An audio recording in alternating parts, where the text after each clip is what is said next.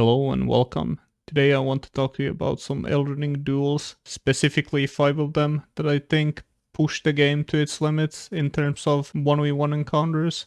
I think it's the gold standard for any game right now. Previously I would say Dark Souls 3 led the way in this, but after thinking about it for a long time, I think Dark Souls 3 has less bosses to fill the space in between the good ones, or the good proper duels. As in Elden Ring has like 100 or something bosses, I don't even know. And the couple that push the game to its limits and push the 1v1 dueling aspects and the lessons of this particular game are left in the wind. Our first challenger is Margit, and he's the first proper boss you're gonna fight, and the game kinda leads you to him. The easiest path to find is the path to Margit, and the game heavily incentivizes you to go there. It has some interesting teachings to it. The game takes you there too early. When I first played Elden Ring, I went there at like level 15. A couple level ups just to streamline my way there, and I spent like 20 deaths to this guy, which is a bit embarrassing. There is a lesson to be learned for people new to Souls games especially, where you can turn around from the boss and go do something else, but I'm way too stubborn to go and do that, so I have to suffer the consequences of my stubbornness, I guess. He has very basic moves with long wind-ups, and you can easily tell when he's going to attack you, which lets you to have time to think of a counter, reposition, or to dodge. But the interesting thing, and why he's so difficult for new players, is that he has a delay on every one of his hits.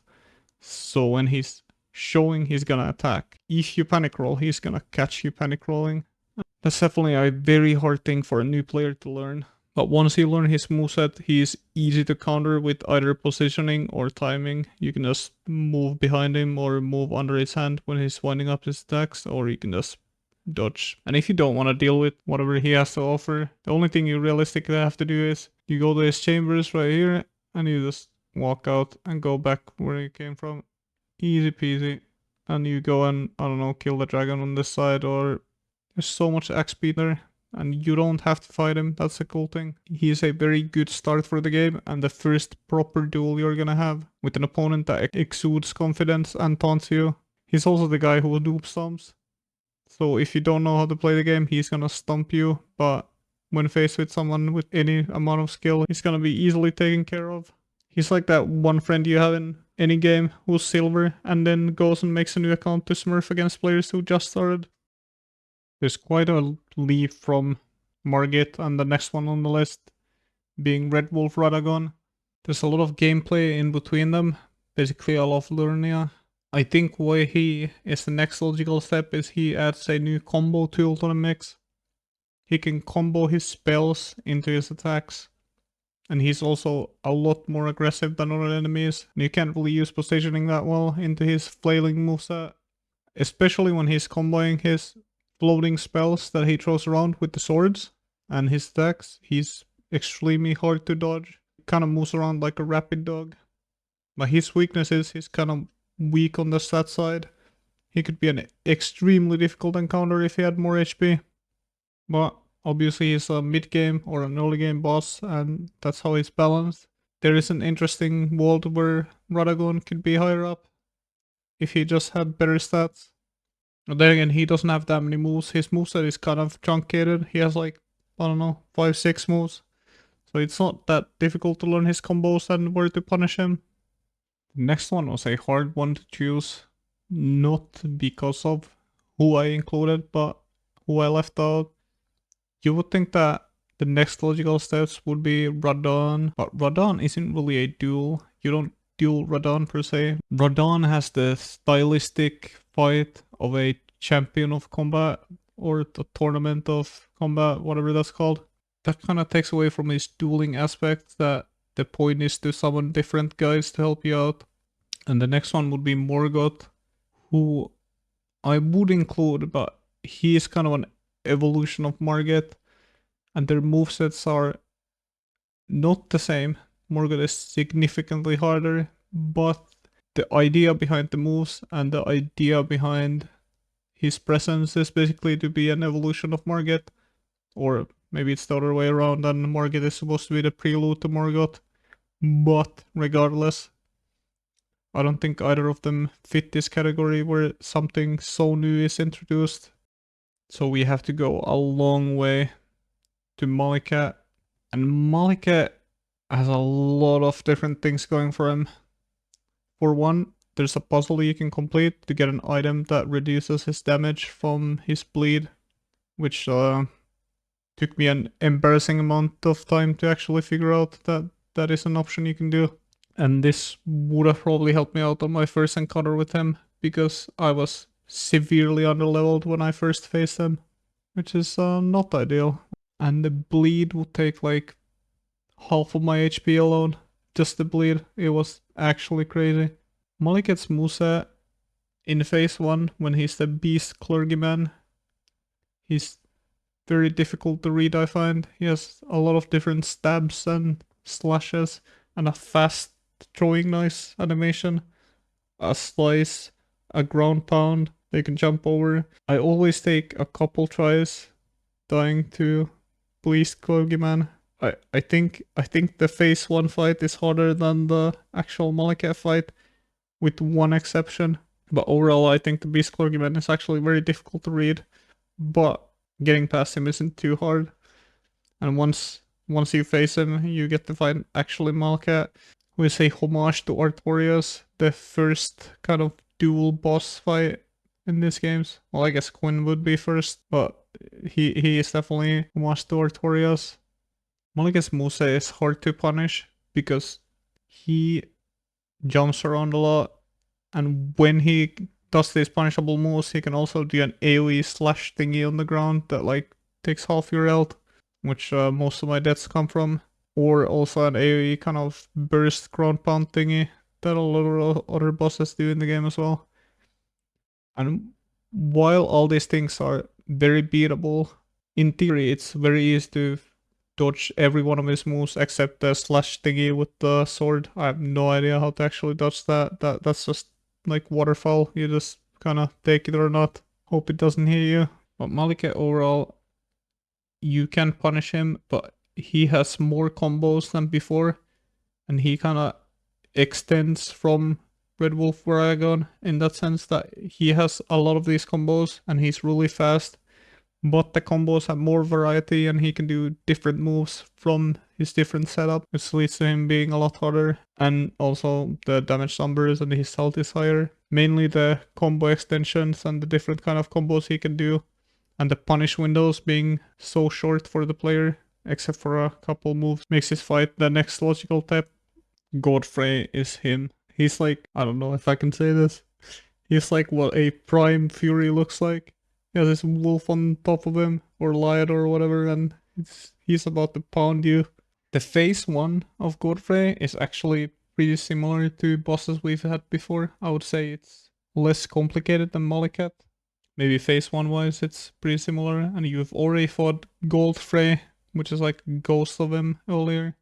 And this makes this fight really weird pacing wise, because phase 1 is super easy. Like, phase 1 is a cakewalk. It's kind of hard to actually take damage in phase 1. But phase 2, he's gonna turn into his kind of lion form, absorbing the lion. And he's gonna absolutely pound anyone who comes across him.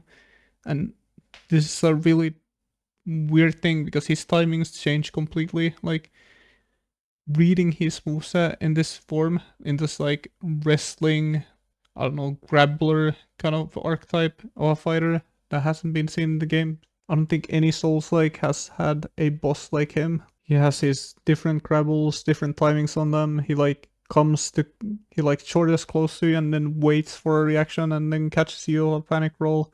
He has a lot of these tools.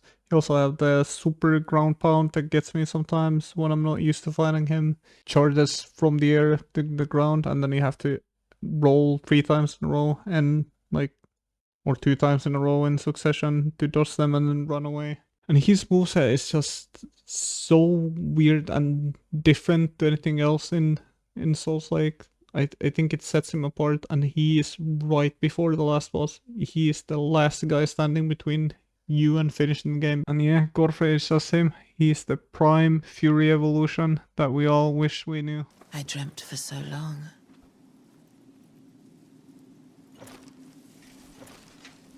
My flesh was dull gold, and my blood rotted. Corpse after corpse left in my wake. As I awaited his return.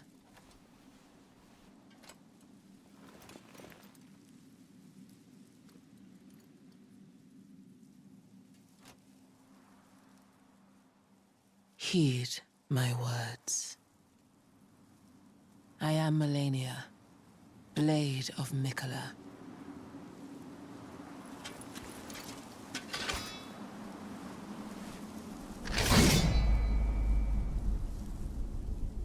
And I have never known defeat. Last one we have is Melania, and she is truly one of the most difficult boss encounters of all time. She isn't unfair. There was a lot of debate when she came out that she was unfair, or she is unfair. Her moveset it's dealable. You can deal with the moveset, and every move she has a counter, even Waterfall Dance.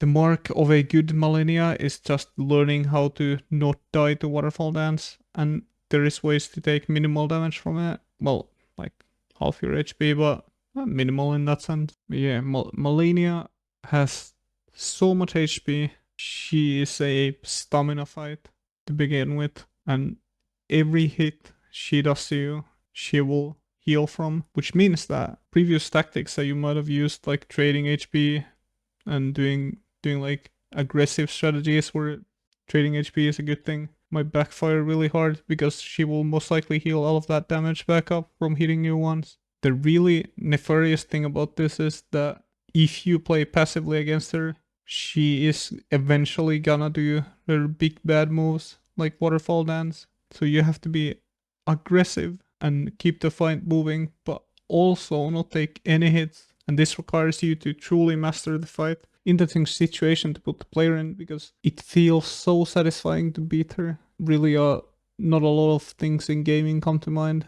to being close to that. Her moveset is complex. She has combos on top of combos. She has stabs that reach you from like a mile away. She has different stabs, different dashes.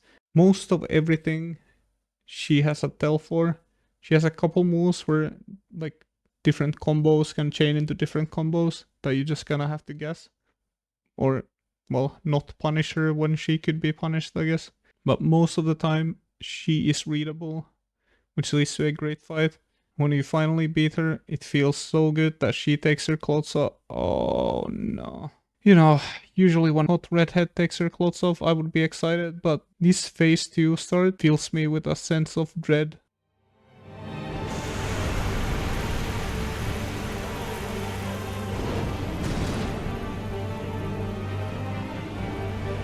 You will witness true horror.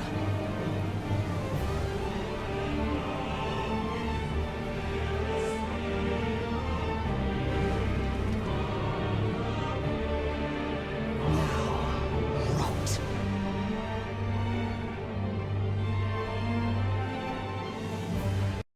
Learning phase 1 is so hard. Learning phase 1 might be the hardest thing to do in any of these bosses mentioned here. And then suddenly she has a phase 2. She turns everything to the max. She has a couple new moves. Waterfall still stays. And a couple of the moves she gains. One of them is the phase transition move, which is a one-shot. And actually, it's not a one-shot, but I'm just too stupid to dodge it if I get hit by it. Well, you basically have to roll twice in like a pattern. And if you get hit, you can still keep the pattern, but it's difficult, and I've died to that move way too many times. I think the most dangerous move out of these new ones is the one where she starts adding clones. This has an interesting counter where you can just run away from her, and a lot of Melania's cheese and hard things, like if you need to heal or anything, you just start running away, which is not really an honorable duel, but it might be the only thing to make you win. And it's honestly crazy that you have to resort to running away from her. She is such a threat. In phase 1, she will kind of just aura form you and watch you move. But phase 2, she becomes a lot more aggressive, where she will chase you and actually like try and get some combos on you while you're running.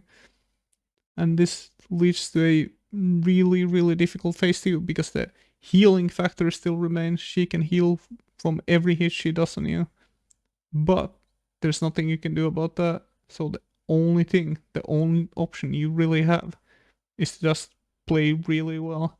You have to also be ready for the waterfalls. If you don't learn the kind of weird movement with the unlock camera and whatever, you can find that on YouTube. The best way is to anticipate, be kind of ready for it, and dodge the first one by running away enough to only need to roll once. Then you can roll forwards to the next one, and the third one you can kind of roll sideways away from her, and she's gonna get 30% of your HPS damage, but it's manageable. Of course, she heals from that too, which is annoying, but that's one of the only ways I think you can dodge it. And when you finally beat phase 2, it feels so satisfying. It feels like actually seeing a naked redhead.